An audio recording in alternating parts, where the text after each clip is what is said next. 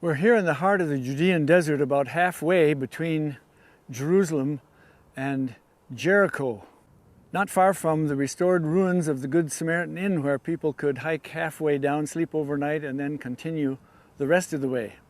A dangerous area for human beings in this isolated wilderness with only a few shepherd camps. A danger that it's attested to by the fact that not far from here are the ruins of Chateau Rouge, a French crusader castle to protect travelers along this road, where Jesus tells us the parable of the Good Samaritan, a man going from Jerusalem down to Jericho and fallen upon by thieves. But just now we're interested in the dangers to animals, to sheep and goats, because in this kind of a desert terrain, there's lack of water and lack of grass. And you need to be able to find out where to find food and water in order to survive. But this is not a trackless wilderness of moving sand dunes.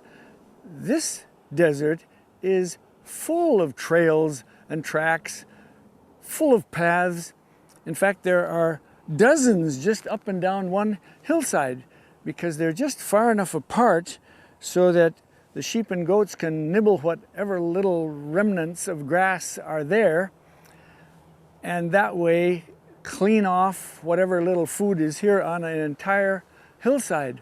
So if you're a sheep and a goat out here and you're trying to figure out where to find water or grass, which path are you going to take?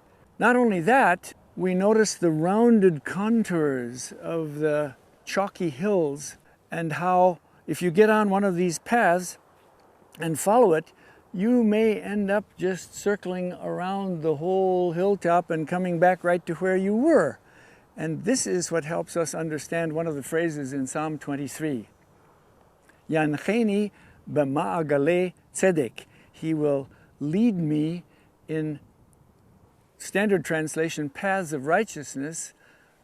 Literal translation doesn't even make sense, in circles of righteousness.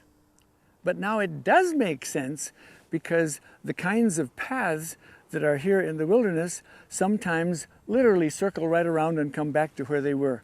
And what you're learning from this multitude of confusing, circling paths is how totally dependent the sheep are on the shepherd to find the food and the water.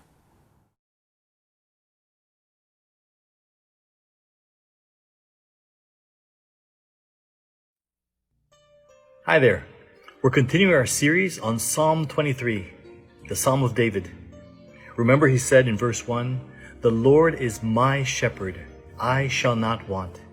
He makes me lie down in green pastures. He leads me beside quiet waters. He restores my soul." Today I want to focus on verse 3, the second part. It says, "He guides me in the path of righteousness for his name's sake." When sheep are left alone, they will naturally graze in the same hills until there is nothing left. And that's why they need a loving shepherd who will lead them to good grazing area. We are so much like sheep. As humans, we deceive ourselves into thinking that our ways are the best ways, that we know what's right for us. There's a passage in Isaiah chapter 53 verse 6 which says, "All we, like sheep, have gone astray. We have turned everyone to his own way." Our good, loving shepherd leads us to paths of righteousness. Notice that our shepherd is not a slave driver, but a servant leader. Our God doesn't push us from behind with a stick saying, "Go on and do this and do that." No. He goes ahead of us and leads us. He shows us the way. Our Lord leads us in the path of righteousness. He guides me in the path of righteousness for his name's sake. Be blessed. I love you guys.